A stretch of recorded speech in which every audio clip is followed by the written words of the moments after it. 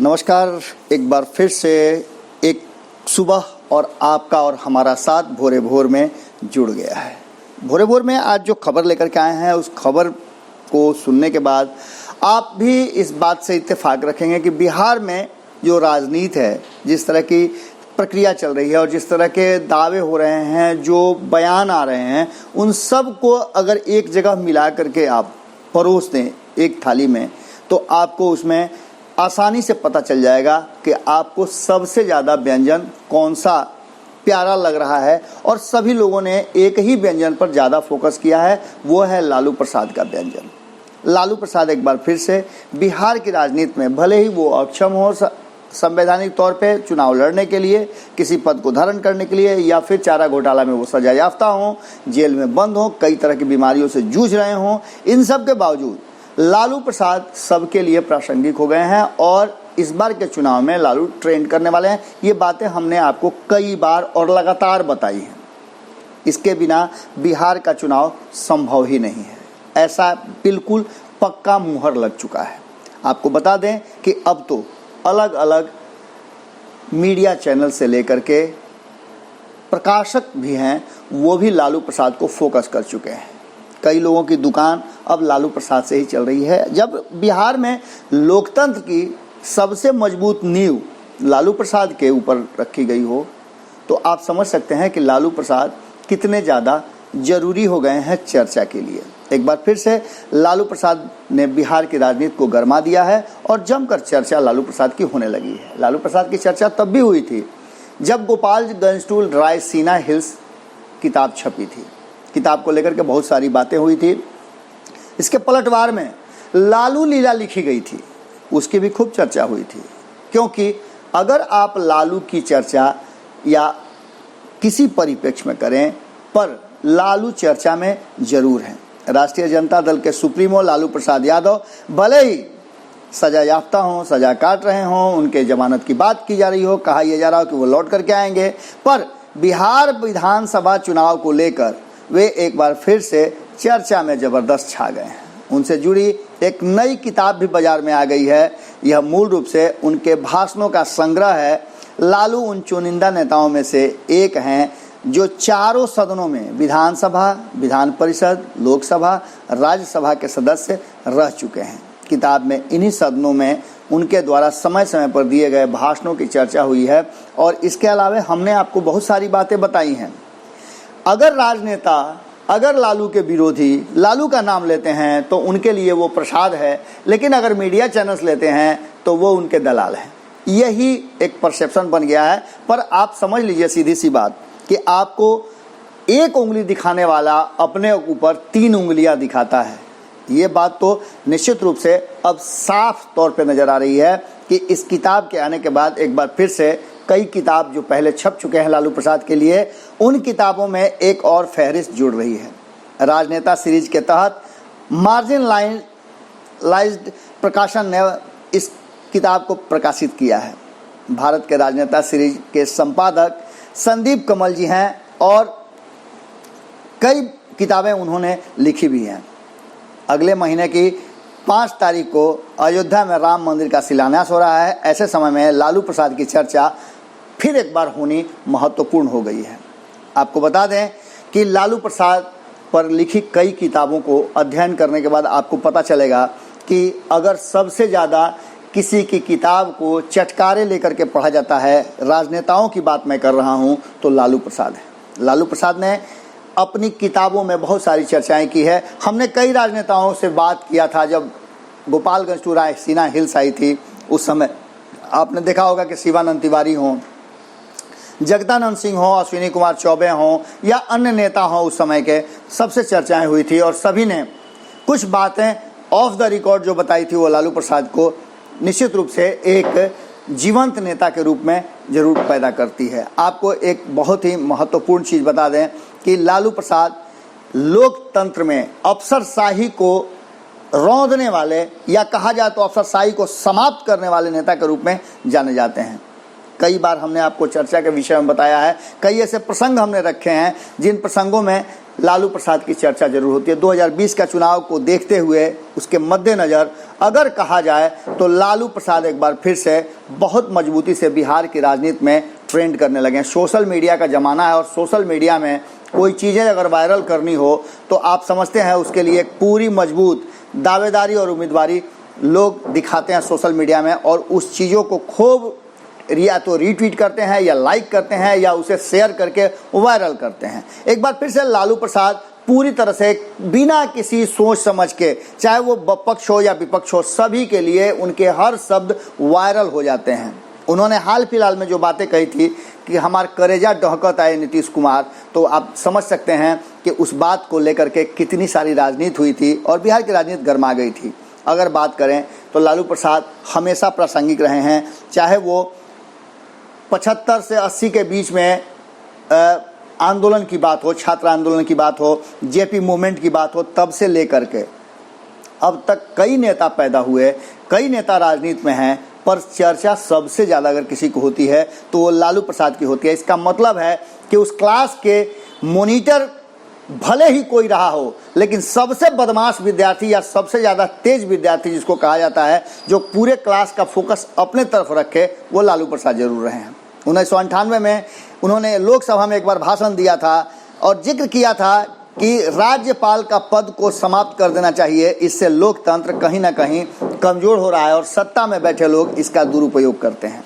राजभवनों का राजनीतिक इस्तेमाल होता है। सभी राज्यों में केंद्र के राजदूत रहेंगे तो राज्यों की स्वायत्तता भी प्रभावित होती है, और ऐसा अब आज के आधुनिक राजनीति में देखा जाने लगा है।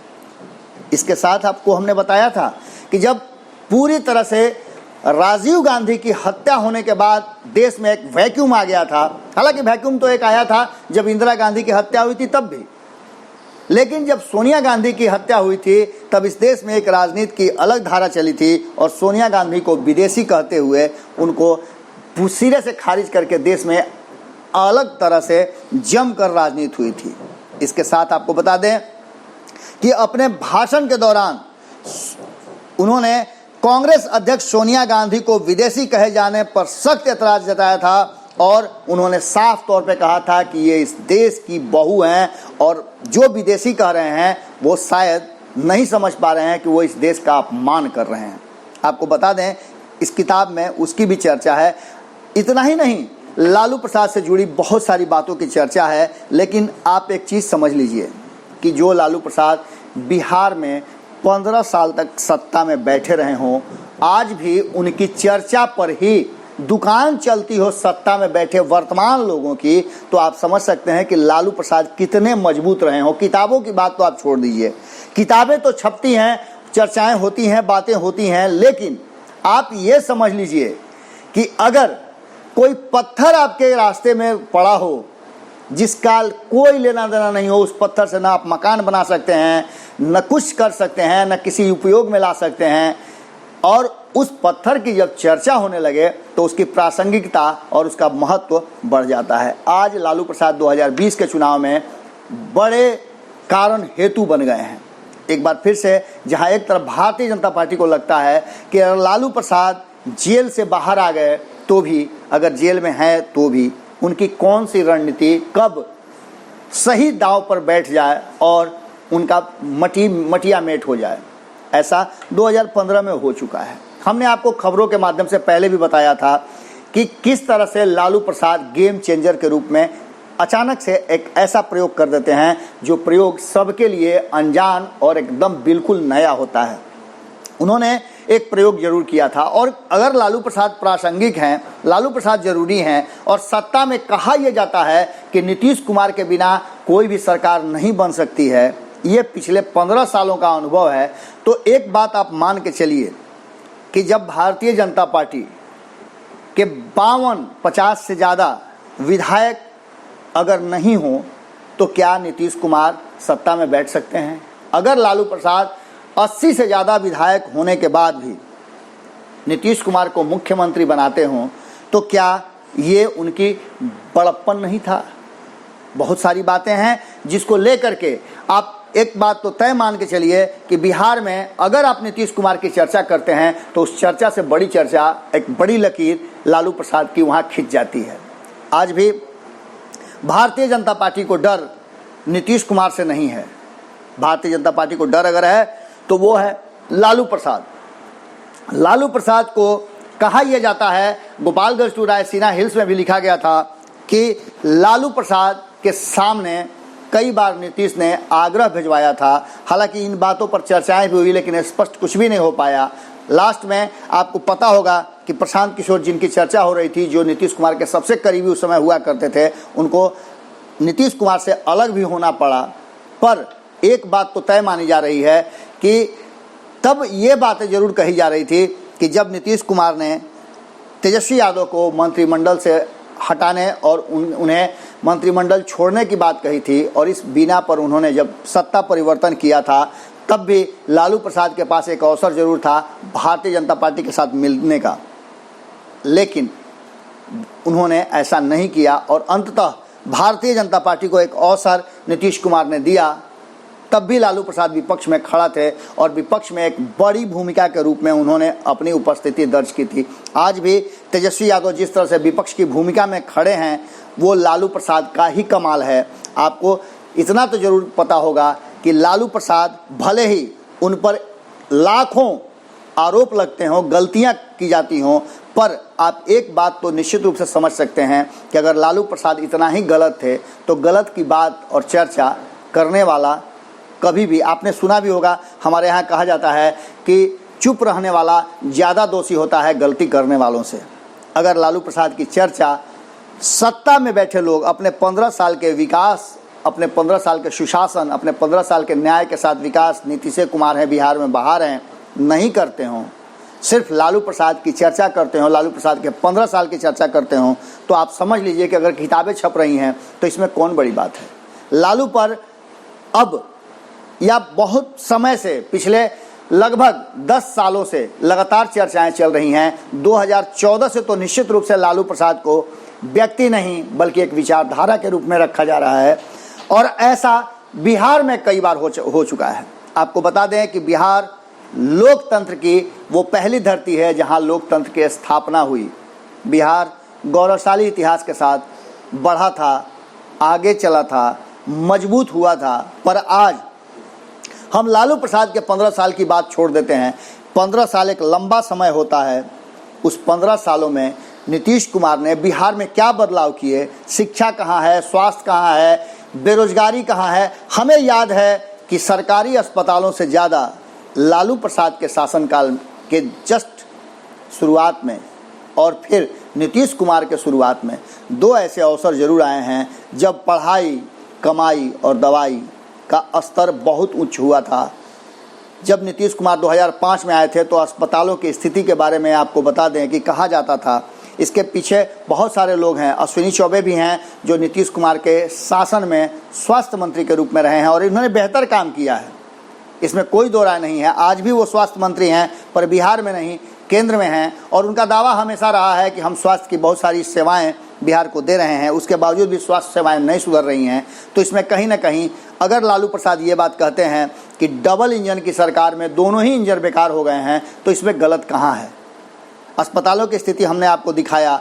अब बात आ गई है 2020 के चुनाव की और 2020 के चुनाव में लालू प्रसाद अगर ट्रेंड कर रहे हैं तो इतना तो मान के चलिए कि सत्ता में बैठे लोग सांस तो निश्चित रूप से धुकधुकी वाला ही ले रहे होंगे और एक बार फिर से सत्ता परिवर्तन की सुगबुगाहट बहुत तेजी से हो रही है। चिराग पासवान और रामविलास पासवान, जिन्हें पिता पुत्र को मौसम वैज्ञानिक कहा जाता है, अगर उनके मन में किसी तरह की बात आ रही है और वो हिले डुले हुए हैं, असमंजस की स्थिति में है कि क्या करें, तो आप समझ सकते हैं कि कहीं ना कहीं नीतीश कुमार के लिए अच्छे संकेत नहीं हैं।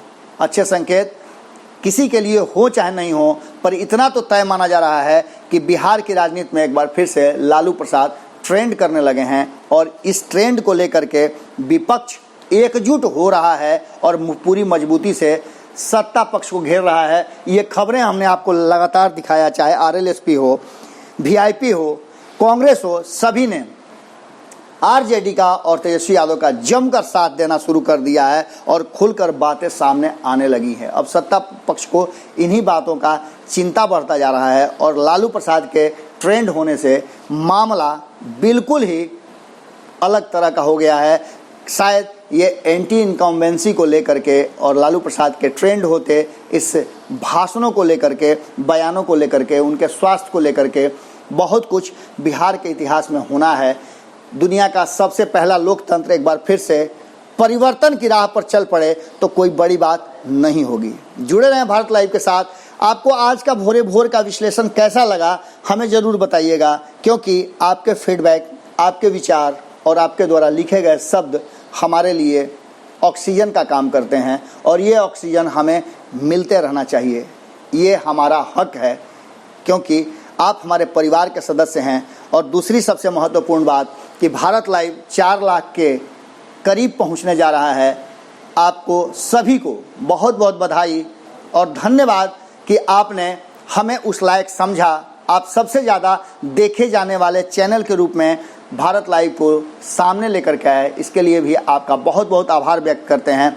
फिर मिलते हैं किसी खबर के साथ। किसी मोड़ पर तो हम लगातार हमारी आपकी मुलाकात होती ही रहती है, चाहे वो भोरे भोर हो या फिर रातों रात हो या खूंटा ठोक के हो, पंचनामा हो। हर कड़ी में, हर मोड़ पे हम आपसे मिलते हैं और आपका लगातार आशीर्वाद और प्यार हमें मिल रहा है। इसके लिए हम एक बार पुनः आपको बहुत बहुत प्रणाम करते हैं और इस समर्थन के लिए, भरोसा के लिए आभारी भी हैं। नमस्कार।